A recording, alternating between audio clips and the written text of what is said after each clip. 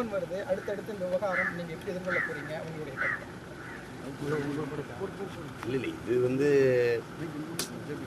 எல்லா இடங்களையும் வழக்கு போட்டு ஒரு அலையை வச்சு ஒரு மனச்சோர்வு உண்டாகணும்னா கொஞ்சம் மைக் டவுன் பண்ணுங்க.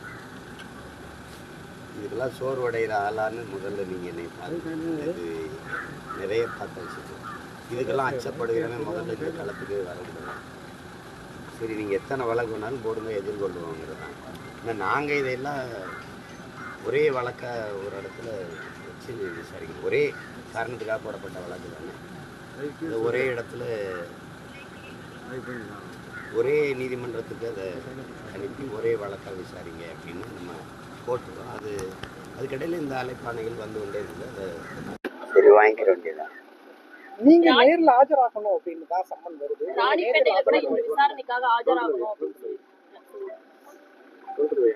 இப்போ நாளைக்கு ஒரு வழக்கு காலையில் போகணும் விக்கிரவாண்டிக்கு, அப்புறம் சேலத்தில் வழக்கு. இப்போ ஒவ்வொன்றா போகணும்.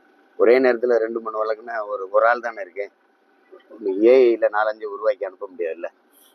அதெல்லாம் ஒவ்வொன்றா தான் செய்யணும். இது நாம் தமிழர் கட்சி கொடுக்கக்கூடிய நெருக்கடியா பாக்குறீங்களா, இல்ல இந்த விவகாரத்தை எப்படி பாக்குறீங்க? என்னாலதான் அவங்களுக்கு நெருக்கடி, அதனாலதான் இந்த வேலையை செய்யறாங்க. எனக்கு என்ன நெருக்கடி சொல்லுங்க, எனக்கு என்ன நெருக்கடி? ஒரே நேரத்தில் 70க்கும் மேற்பட்ட வழக்குகள் பல்வேறு இடங்களை பதிவு செஞ்சு தனித்தனியா அழைப்பாணை கொடுத்து தனித்தனியா ஆதரவு சொல்றேன். இப்ப யாருக்கு நெருக்கடி? யார் பயப்படுறா? யாரை பார்த்து யார் பயப்படுறா?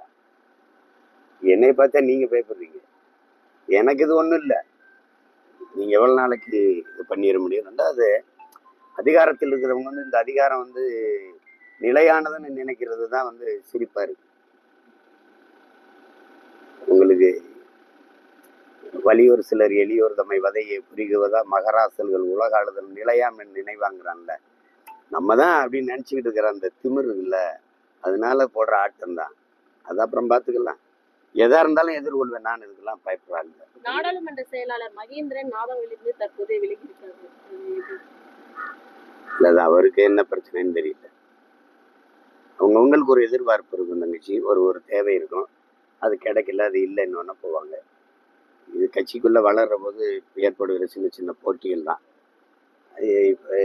நான் இருக்கணும்னு நினைக்கிற இடத்துல இவர் வந்துட்டாருன்னா அந்த இடம் தனக்கு கிடைக்கலன்னாலும் ஒரு சின்ன சின்ன பிரச்சனைகள் தான். இது வளர்ற கட்சி அதையெல்லாம் பொருட்படுத்திட்டு இருக்க முடியாது. தொடர்ந்து பெரியார் குறித்து பேசியதுக்கு பிறகுதான் நாநிறைய பேர் நாதகவிலிருந்து விலகிறாங்க. அதெல்லாம் அவங்களுக்கு பெரியாரை பத்தி ஒரு புரிதலும் இல்லை, ஒரு குறிக்கோளும் இல்லை. அதுக்கு முன்னாடி போயிட்டு தான் இருக்கிறாங்க. பெரியாருக்கு இதுக்கு சம்பந்தம் கிடையாது.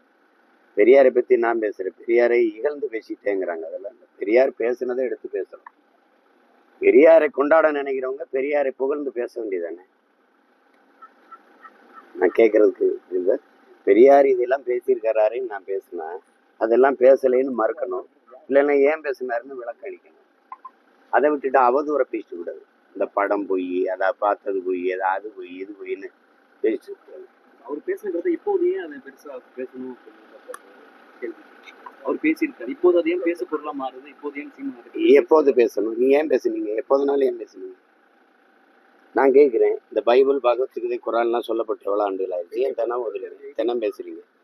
நீங்க என்ன சொல்லியிருக்கீங்க? நாங்கள் என் மொழியை சிதைத்து, என் கலை இலக்கிய பண்பாட்டை அழிச்சு, என் வழிபாட்டை அழிச்சு, என் நிலத்தின் வளத்தை எல்லாம் சுரண்டி கொடுத்து, முறையற்ற நேர்மையற்ற கேடுகட்ட ஆட்சி முறையை உருவாக்கி, ஒரு ஒழுங்கீனமான அவதூறான அநாகரிகமான அரசியலை என் தாய்நிலத்துல கட்டமைச்சது திராவிட கோட்பாடு தான். அதுவும் பேரறிஞர் அண்ணா வரைக்கும் சரியா இருந்தது. என்னைக்கு ஐயா கருணாநிதி அவர்கள் அந்த நாற்காலியில் போய் உட்கார்ந்தாங்களோ அன்னைக்கு தான் இந்த வாடகை வாய்கள் வருகிறது, வசப்பாடுறது, தனிப்பட்ட முறையில் ஏசுறது.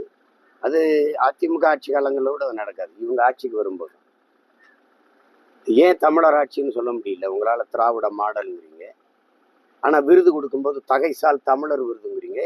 தகைசால் திராவிடர் விருதுன்னு கொடுக்க வேண்டியதானே? துணி விருந்தா? எல்லாமே ஏமாற்று. என்னுடைய அடையாளங்கள், என்னுடைய கலை, என்னுடைய இருக்க இலக்கியம், என்னுடைய நாகரிகம் இருக்க வேண்டிய இடத்துலாம் திராவிட கட்டிடக்கலை, திராவிட நாகரிகம். இது எப்படியே இருக்கிறது? என் அடையாளங்களை எல்லாம் அழிச்சு ஒழிச்சு என்னுடைய ஆயிரக்கணக்கான என் முன்னவர்களினுடைய அளப்பெரிய ஆற்றல், புகழ், உழைப்பு, ஈகம் எல்லாத்தையும் மறைச்சு பெரியார் பெரியார் பெரியார்னு எல்லாத்தையும் கொண்டாந்து நிறுவி ஒற்றை குறியீட்டுக்குள்ள மற்றவர்கள் அந்த திராவிடம்ங்கிற போர்வையில் மற்றவர்கள் திராவிடம்ங்கிற கோட்பாடு எதுக்கு? தமிழர் அல்லாதவர்கள் வசதியாக வாழவும் ஆளவும் கொண்டு வரப்பட்ட ஒன்று. மறுப்பது யாரு? எதிர்ப்பது யாரு? யாரு இருக்குது? அங்கதான் இருந்தோம். திருப்ப என் முன்னோர்கள்லாம் இந்த கொள்கை சரின்னு தான் வந்தாங்க. யாரு? இந்த எங்க ஐயா எங்க தாத்தா தேவனைய பாவாணர் கூட கடைசிக்கு தான் திராவிடம் தீதுன்னு வர்றாரு. பாவேந்தர் கூட வென்று வருவான் திராவிட கலைன்னு தான் வர்றாரு. கடைசிக்கு நாம் தமிழர் என்று முரசறைவான்னு வர்றாரு. எங்க தாத்தா திக்கையா போய் விஸ்வநாதன் எல்லா அண்ணல் தங்க எல்லாம் அங்க இருந்தவங்க தான். கடைசியா எல்லாரும் அப்படித்தான். நான் அங்க இருந்தவன் தான். கடைசியா பார்க்கும்போது இவன் நான் கொண்டாடப்பட வேண்டிய கொள்கைக்காரன் இல்ல, துண்டாடப்பட வேண்டிய கொள்ளைக்காரன் தெரிஞ்ச பிறகு தான் எதிர்த்து சண்டை செய்ய வேண்டியது இருக்கு. இப்ப என்ன இருக்கு எனக்கு சொல்லுங்க, என்ன இருக்கு? என்ன இருக்கு? இந்த புதிய கல்விக் கொள்கை எதுக்குங்கிறத ஏமாற்று இல்லையா? உங்க மனசார்ந்த சொல்லுங்க. ஐயா ஜவஹர் நேசன் எதற்காக அந்த இதுல இருந்து விலகி வெளியில வந்தார்? யாராவது சொல்லுங்க. புதிய கல்விக் கொள்கையை அப்படியே இவங்க ஏற்கிறார்கள், அதுக்கு மேல நம்ம இங்க இருந்து பயனில்லைன்னா வெளியில வந்தேன்னு அவர் பேட்டி கொடுத்தது. இல்லந்தேடி கல்வி எந்த எதுல இருக்கு? புதிய கல்விக் கொள்கையில இருக்குல்ல. எல்லாத்தையும் நீங்க செயல்படுத்துறீங்க. இந்தியை எதிர்க்கிறேன்றீங்க, இந்தியில சோறுட்டி விட்டுறீங்க, இந்தியில பேசி வாக்கு கேட்கிறீங்க. உங்க பள்ளிக்கூடத்துல இந்தி 2வது மொழியா இருக்கு, இந்தி பயிற்சி கற்பிக்கிறீங்க. அப்ப இந்த மக்களை எவ்வளவு காலத்துக்கு நீங்க ஏமாற்றி இது செய்வீங்க சொல்லுங்க? ஒன்னா இந்த மதவாதத்தை எதிர்க்கிறோம், பாசிசத்தை எதிர்க்கிறோம். இது எவ்வளவு பெரிய ஏமாற்று பாருங்க. அப்ப அதை ஏற்க முடியாது. அதுக்காக தான் நம்ம இந்த கோட்பாட்டை எதிர்க்கும் போது அதனுடைய தலகர்த்தாவா இவங்க ஒன்னா பெரியார்னு வரும்போது சண்டை போட வேண்டியது. நீங்க ஒரு அடிப்படையை நீங்க புரிஞ்சுக்கிறீங்க.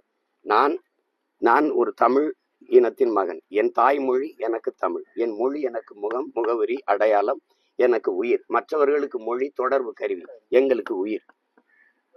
என் மொழி மனிதனால் உருவாக்கப்பட்டதில்லை, இயற்கையின் அருங்கொடை. அது இறைவனால் உருவாக்கப்பட்டது. மணி நெற்றி உமிழ்ச்சங்கன் தளல் உரை சுடர் கடவுள் தந்த தமிழ்ங்கிறான். அந்த மொழியை என் மொழியை உலக மொழிகளின் தாய், தொன்மையான மொழி. நாட்டின் பிரதமரே போய் உலகம் பூரா பேசிட்டு வர்றாரு. உலக மொழிகளின் முதன் மொழி தமிழ், எங்க நாட்டில் இருப்பது எங்களுக்கு பெருமை. இந்திய மொழிகளின் தொன்மையை தமிழிலிருந்து அறியலாம்னு பேசிட்டு வர்றாரு. எல்லா மொழிகளின், எல்லா தேசிய இனங்களின், அமெரிக்க மொழியில் ஆய்வறிஞர் அலெக்ஸ் கொலியர், ஜப்பானிய மொழியறிஞர் சுசுமுகனோ எல்லாருமே சொல்றாங்க ஒரு முதன் மொழி தமிழ், ஆதி மொழி தமிழ். அந்த மொழியை நீங்க அறிவியல் மொழி இல்லைன்னு என் மொழியை சொல்றீங்க. அப்புறம் நீங்களே 5500 ஆண்டுக்கு முன்னாடி இரும்பை தமிழர்கள் பயன்படுத்திக்காங்கிறீங்க. அறிவியல் மொழி இல்லையா? அகர முதல எழுத்தெல்லாம் ஆதிபகன் முதற்று உலக. அதுக்கு பொழிப்புரை என்ன? பிக் பேங் தியரி அன்னைக்கே என் பாட்டம் பாடிட்டு போறேன். என்கிட்ட மருத்துவம் இல்லைங்கிறீங்க. மருந்தான வேண்டாவாம் யாக்கைக்கு அருந்தியது அற்றது போச்சு உனிங்கிறது மருத்துவம் இல்லையா? பசித்து புசி நீங்க அவை பாடினது மருத்துவம் இல்லையா? நீங்க இவ்வளவு விஞ்ஞான அறிவியல் மருத்துவ வளர்ச்சி வந்த பிறகு கபசுரம் குடிக்கின்னு சொன்னீங்களே கொரோனாவுக்கு, டெங்குனா நிலவேம்பு குடின்னு ஓடுறீங்களே, அப்ப என்கிட்ட மருத்துவம் இல்லாமையா? மருத்துவ குணம் இல்லை என் மொழியில இல்லாமையா?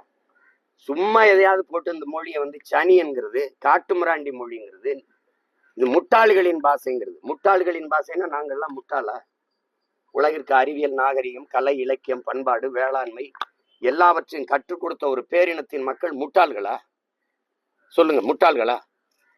அப்புறம் அப்ப இந்த மாதிரி அந்த அடிப்படையில அவர் எனக்கு எதிரியாயிருந்தாரு. எந்த இடத்துல தமிழர்கள் பிராமணர்களின் பாப்பானின் பப்பாட்டி மகன் எழுதிருக்கு சொல்லுங்க? எந்த சாஸ்திரத்தில் எழுதிருக்கு?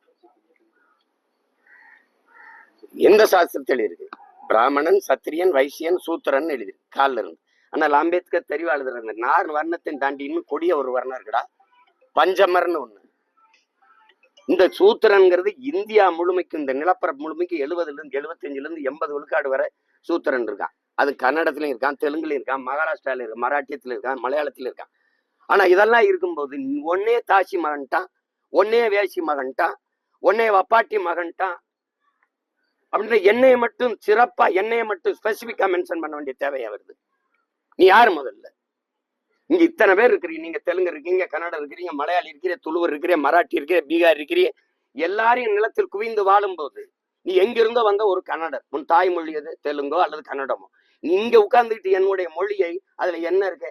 அது ஒரு சனியை விட்டு ஒழி, அது முட்டாள்களின் மொழி, தமிழ் படிச்சா உனக்கு பிச்சை எடுக்கலாம் இல்ல, இதெல்லாம் என்னது?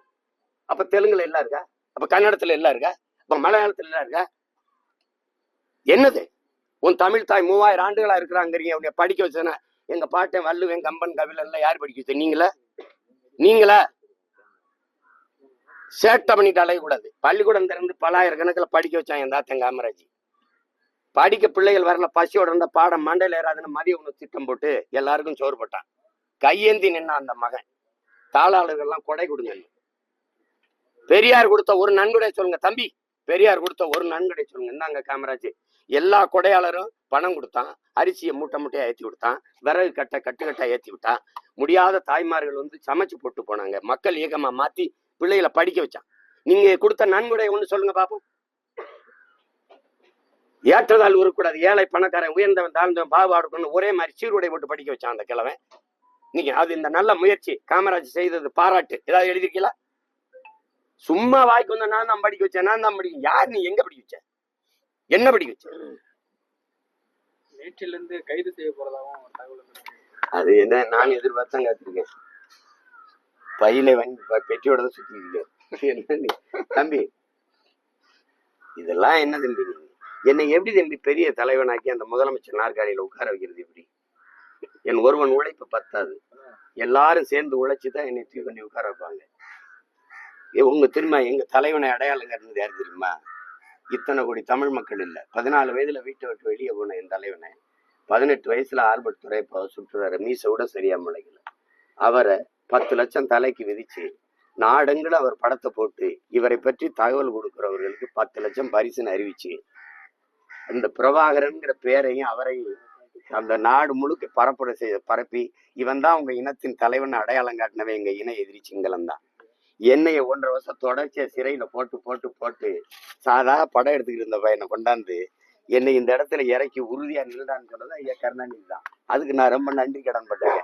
அது மேலும் ஒரு பங்கு என்னை வளர்க்கணும்ல, இன்னும் 2 மடங்கு வளர்த்து விடணும்ல. அப்ப என்னை சிறையில போட்டாதான் சரியா இருக்கும். இப்ப கூட படிக்க கொஞ்சம் நேரம் குறைவா இருக்கு, சிறையில போட்டா நல்லா படிக்கலாம். புரியுதா? இன்னும் கொஞ்சம் விரிவு செய்துக்கிட்டு வரலாம். அதுக்கெல்லாம் பயப்படா இந்த இடத்துக்கு வர முடியுமா தம்பி? நன்றி நன்றி.